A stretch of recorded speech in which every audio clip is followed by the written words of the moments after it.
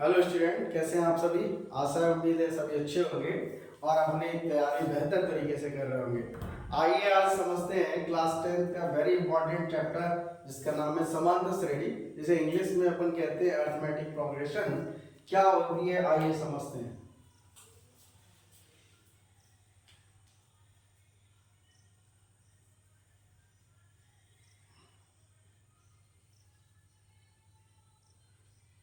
समांतर श्रेणी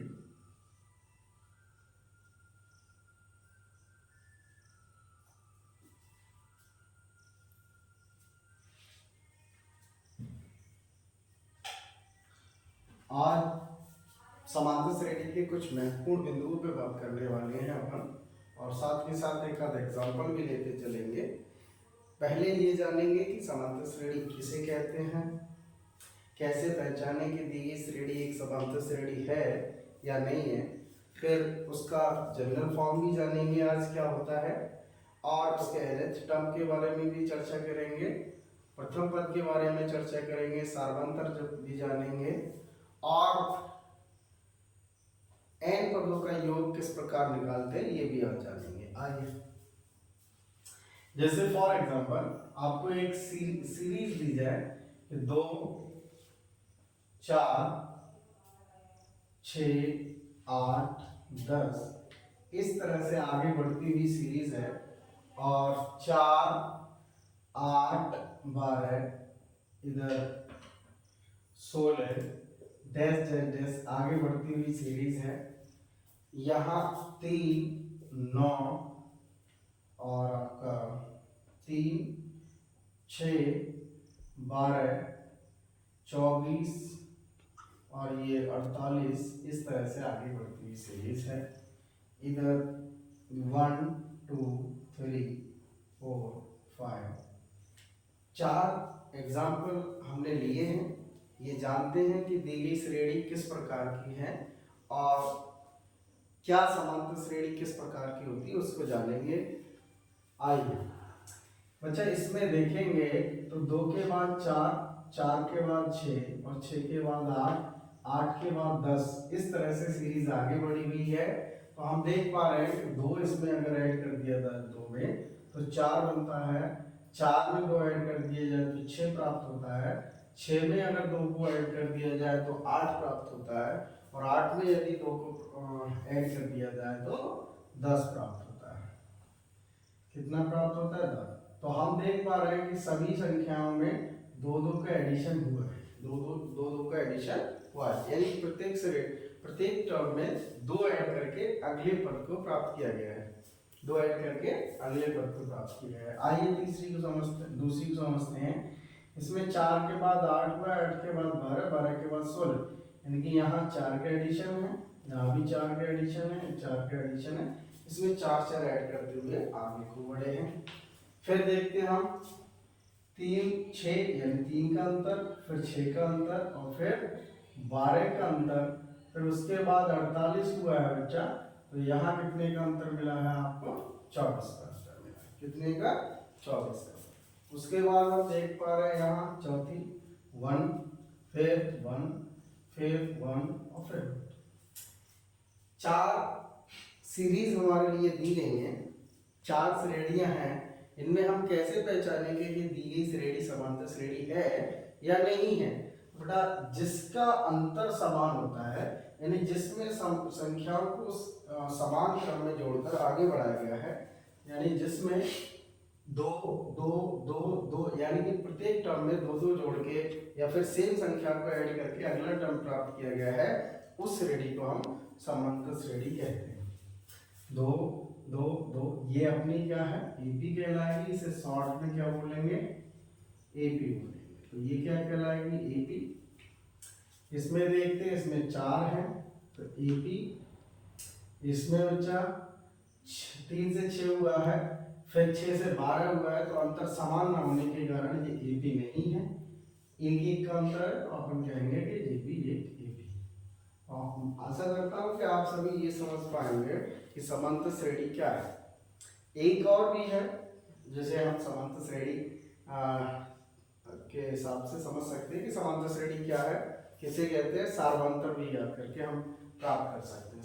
समांतर श्रेणी को ये भी समझ सकते हैं परिभाषा के अकॉर्डिंग, समांतर श्रेणी यानी वो श्रेणी जिसके पदों में अंतर कैसा हो, समान अंतर, कैसा हो, समान प्लस अंतर, समान अंतर पे जो श्रेणी होगी वो क्या कहलाएगी, समांतर श्रेणी। यानी अंतर कैसा होना चाहिए, डिफरेंट कैसा होना चाहिए, प्रत्येक टर्म में समान डिफरेंट होना चाहिए, उसे कहते हैं समांतर श्रेणी, समांतर श्रेणी। समांतर श्रेणी यानी समान अंतर पे चले, समांतर श्रेणी कहलाएगी। जैसे एक एग्जांपल और लेते हैं, अपन लेते हैं 1/2, 3/2, 5/2, 7/2, डैश डैश डैश। आगे को बढ़ते हैं, जानेंगे कि बेटा दी गई श्रेणी समांतर श्रेणी है या नहीं है। समांतर श्रेणी किस प्रकार पहचानेंगे, आइए समझते हैं। ये श्रेणी का जो है वो प्रथम पद कहलाता है, क्या कहलाता है, प्रथम पद, यानी इसे कहते हैं first term of AP, first term of AP. ये एपी श्रेणी का यानी समांतर श्रेणी का क्या कहलाता है, प्रथम पद कहलाता है। जबकि डी क्या होता है, डी सार्वंतर किसे बोलते हैं, इसमें सार्वंतर भी डिफाइंड है। सार्वंतर क्या होता है, इसे कॉमन डिफरेंस बोलते हैं, कॉमन डिफरेंस, कॉमन डिफरेंस सार्वंतर, यानी डी से रिप्रेजेंट करेंगे। अच्छा, डी से रिप्रेजेंट करेंगे, डी की वैल्यूज हम कैसे करके फाइंड कर सकते हैं उसको जान लें। इस टर्म के लिए प्रथम पद यानी a1 द्वारा रिप्रेजेंट कर सकते हैं, इस पद के लिए द्वितीय पद यानी a2 द्वारा रिप्रेजेंट कर सकते हैं, इस पद के लिए तृतीय पद यानी a3 और ये a4 होता है। तो बच्चा सार्वंतर किसी श्रेणी का निकालने के लिए क्या तरीका होता है, आइए उसे समझते हैं। सार्वंतर d बराबर होता है a2 minus a1, a2 minus a1, या फिर a3 माइनस a2, या फिर a4 माइनस a3। इस तरह से हम सार्वंतर को प्राप्त कर सकते हैं। यानी अगले टर्म से पिछला टर्म घटा के d को प्राप्त किया जाता है। अगर अगले टर्म में से पिछले टर्म को घटा के d समान प्राप्त होता है, a2 minus a1, a3 minus a2, a4 minus a3 अगर हमें प्राप्त होता है समान संख्या में, तो हम कह सकते हैं कि दी गई श्रेणी क्या है, एक एपी श्रेणी है। कैसे, जरा इसमें चेक करते हैं कि दी गई श्रेणी एपी है या नहीं। तो हम d1 के लिए कैलकुलेट करते हैं, d1 के लिए कैलकुलेट करते हैं, ये किसको रिप्रेजेंट करेगा, d2 के लिए और ये d3 के लिए। तो d1 कैसे निकलेगा, a2 माइनस a1, a2 क्या है अपने पास 3/2 माइनस a1 क्या है 1/2, माइनस a1 क्या है 1/2। तो इधर घटाते हैं, हर समान है बेटा, एक बार उतारेंगे, 3 माइनस 1 2/2, यानी कैंसिल करके कितना आ जाएगा 1 आ जाएगा। क्या देखते हैं d2 भी 1 आता है, d2 चेक करके देखते हैं। तो d2 इज इक्वल टू क्या होगा, a3 माइनस a2। a3 क्या है, जस्ट अगला टर्म a3 यहाँ रिप्रेजेंट कर चुके हैं, a3 है 5/2 माइनस a2 क्या है 3/2।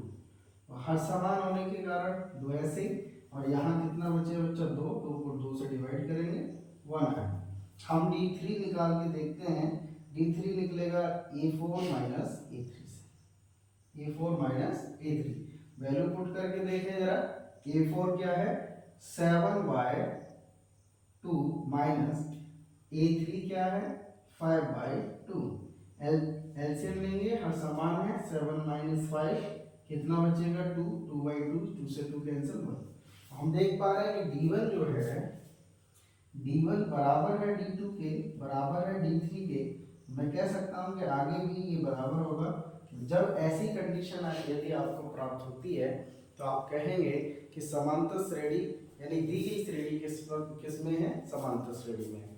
चलो आइए समझते हैं, क्या लिखेंगे, अतः दी गई श्रेणी, दी गई श्रेणी समांतर श्रेणी, समांतर श्रेणी। इस तरह से हम कह सकते हैं, अतः दी गई श्रेणी एक समांतर श्रेणी है। तो बहुत आसान तरीका है किसी श्रेणी के लिए समांतर श्रेणी सिद्ध करना। क्या करना है, डी पहले हम उस श्रेणी का प्रथम पद जानेंगे, प्रथम पद जानने के बाद उसके कॉमन डिफरेंस निकालेंगे, d1 d2 d3 की वैल्यू निकालेंगे। यदि d1 d2 d3 बराबर आता है तब आप कह सकते हैं कि दी गई श्रेणी कैसी है, एक समांतर श्रेणी है। दी गई श्रेणी कैसी, एक समांतर श्रेणी। चलिए आइए समझते हैं एपी का व्यापक रूप। क्या समझते हैं, तो general form of AP series. AP series की जनरल फॉर्म क्या है, यानी व्यापक क्रम क्या है एपी सीरीज का, उसे जानते हैं। क्या होता है बच्चा, इसे लिखा जाता है ए प्लस बी ए प्लस 2d कॉमा ए प्लस 3d। इसी क्रम में आगे बढ़ते हुए डैश डैश डैश आगे तक निकालते हैं। ये क्या होता है, किसी श्रेणी का एक व्यापक फॉर्म होता है। कौन सा फॉर्म होता है, व्यापक फॉर्म होता है, जहां ए क्या है, जहां ए प्रथम पद है श्रेणी का, प्रथम पद, जबकि डी क्या है, सार्वंतर है। क्या है बच्चा, डी सार्वंतर है। डी क्या है, सार्वंतर है। ए क्या है, प्रथम पद है। जे क्या है, व्यापक रूप है किसी भी समांतर श्रेणी। आया समझ में?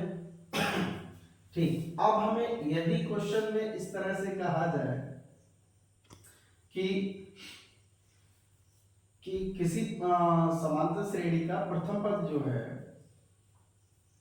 a बराबर 5 है और सार्वंतर जो है, प्रथम पद a बराबर 5 और सार्वंतर जो है यानी d बराबर 6, हमसे कहें कि श्रेणी ज्ञात करना है। क्या ज्ञात करना है, श्रेणी यानी समांतर श्रेणी।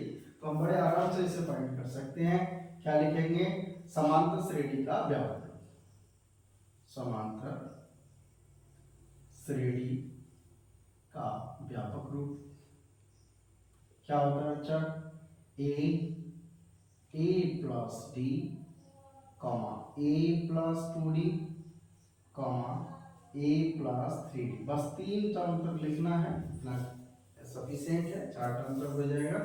ए की वैल्यू हो जाएगी 5, फिर 5 प्लस डी कितना है बच्चा, 5 है, comma 5 plus 2 into 5 comma 5 plus 3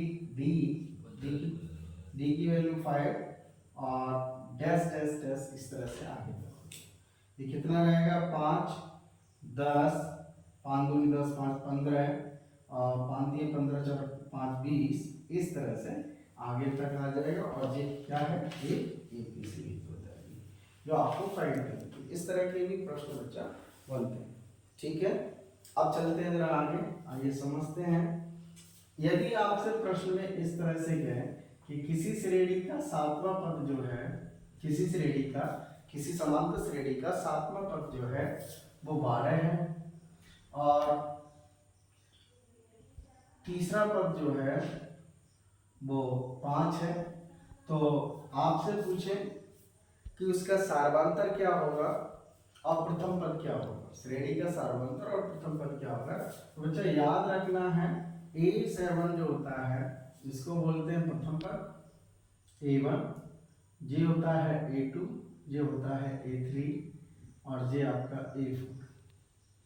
बच्चा मुझे A7 दे रखा है, मैं देख रहा हूँ 3 वाले में 2D है, 2 वाले में 1D है, 4 वाले में 3D है। बच्चा 7 वाले में कितना D होगा, 6D होगा। कितना होगा, 6D होगा।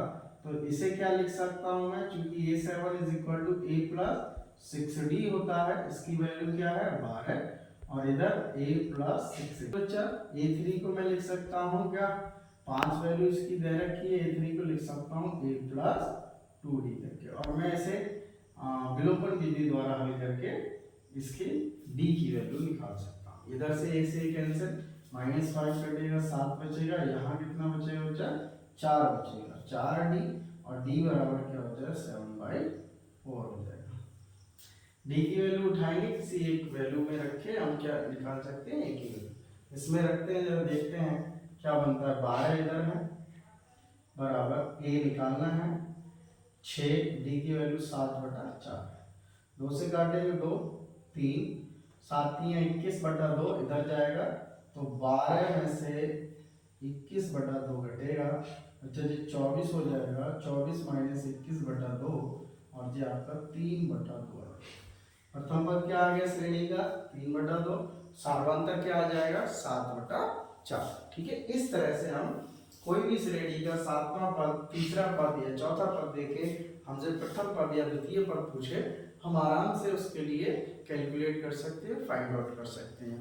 उसके बाद यदि हमसे क्या पूछे कि श्रेणी के 5 पद ज्ञात कीजिए, 6 पद ज्ञात कीजिए, 7 पद ज्ञात कीजिए, तो हम आराम से निकल सकते हैं, या फिर वो आपको पूरी की पूरी श्रेणी ज्ञात करने के लिए कह दे तब भी आप एक निकाल सकते हैं।